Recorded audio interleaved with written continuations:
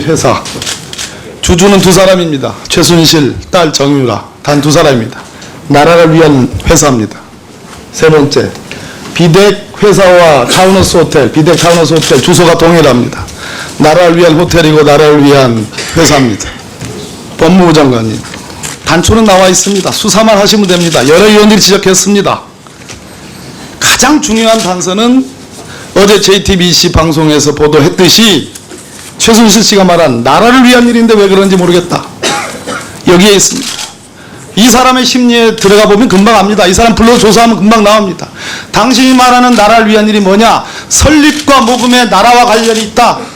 이 사람이 생각하는 나라는 국호로서의 대한민국이 아니고 아마 정부일 겁니다. 설립과 모금에 정부와 관련되어 있다. 이런 얘기 아니겠습니까? 제가 아까 말씀드렸듯이 비덱이라는 단 둘이 모녀가 주주로 있는 이 회사 유한에서도 마찬가지고 동일한 주소에 있는 이 호텔도 마찬가지고 이 호텔 영업하는 것도 다 나라를 위한 일이다. 정부와 관련이 있다. 이런 얘기고요. 더 나가서 이건 뭡니까? 딸 정유라 승마 전지훈련 시키려고 2020년 도쿄올림픽에 금메달 따게 해주려고 했다는 겁니다. 이것도 나라를 위한 일이다. 그럼 정유라는 나라하고 무슨 관계가 있죠? 정유라는? 우리 존경하는 박지원 대표님 말씀하셨습니다. 국가 서열 1위가 정유라고 2위가 최순실이라고. 관련이 있나요? 엄정하게 수사할 용이 있으십니까? 어떠십니까? 예. 의원님께서 제기한 의혹을 포함한 의혹 전반에 대해서 검찰에서 철저하게 수사를 진행을 할 것이고 네. 또 그렇게 하도록 지휘감독하겠습니다. 보십시오. 오늘 여당 의원님들 어제만 못합니다. 네, 송민순 회고록 논란 몇 분 말씀하셨지만 확실히 어제보다 내용도 적고 톤도 낮고 자신이 없습니다. 왜냐? 이렇게 네이버 검색 순위에 다음 검색 순위에 나와 있습니다. 사라진 송민순, 여전한 최순실입니다. 이것이 일국의 법무부 장관이 지금 하셔야 될 일입니다. 존경하는 박지원 대표님께서 이렇게 말씀하셨습니다. 오늘 아침에 2002년 박근혜 한국미래연합 대표와 김정일 국방위원장의 4시간 대화 내용을 모두 다 안다. 왜 이런 말씀 하시겠습니까? 정쟁에도 금도가 있다. 대북 송금 특검 했습니다. 참여정부 때. 제가 그 당시 주무비서관이었습니다. 2003년에 있었던 일인데 지금 2016년에 또 대북 송금 특검을 하자는 겁니다. 대북 송금의 주역이 누굽니까?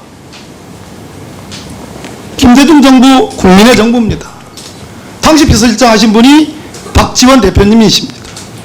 금도가 있어야죠. 다음 볼까요? 우리 김현웅 장관께서 어제 제가 문재인 전 대표에 대한 어제 고발에 대해서 즉각적인 반응이 통상의 절차에 따라서 신속하고 엄정하게 수사하겠다 이렇게 말씀하셨다고 하니까 아니라고 했습니다. 동영상도 있습니다. 어제자 고발장에 대한 법무부 장관의 반응입니다. 그러나 최초의 우병우 수석에 대한 의혹이 불거지고 고발이 있을 때 법무부 장관이 이렇게 얘기했습니다. 조건부로 단서가 확인되면 검찰에서 수사의 필요성 등을 검토할 것입니다. 주체가 바뀌었습니다. 의지가 다릅니다. 문재인 전 대표 검찰 포트라인에 세우십시오. 세우세요. 세상에 문재인 전 대표가 했다는 2007년 11월의 그 회의는 돌아가신 고 노무현 대통령이 좌장인 국가안보조정회의입니다. 안보실장이 주도한 회의입니다. 이것을 사법적 잣대로 되겠다? 국가보안법 8조 서슬퍼르게 살아있는 이적단체와의 회합통신으로 세우세요. 저에게 어떤 법조인이 이런 카톡을 보냈습니다.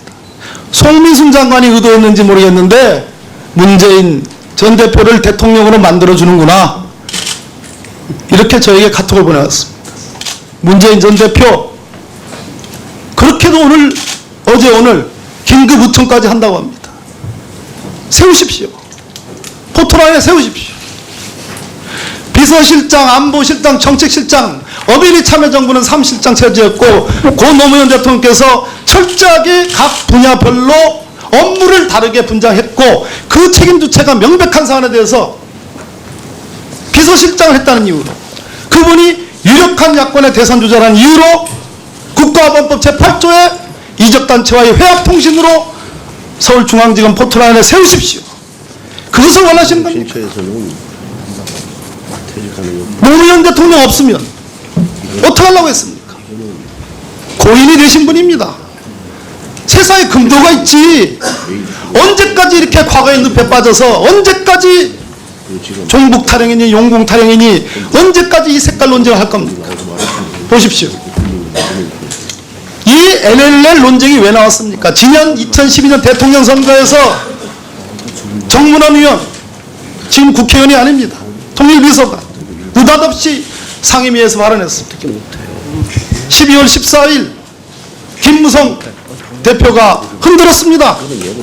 있지도 않은 내용을 가지고 흔들었습니다. 지라시에서 본 거라고 해서 위험했습니다.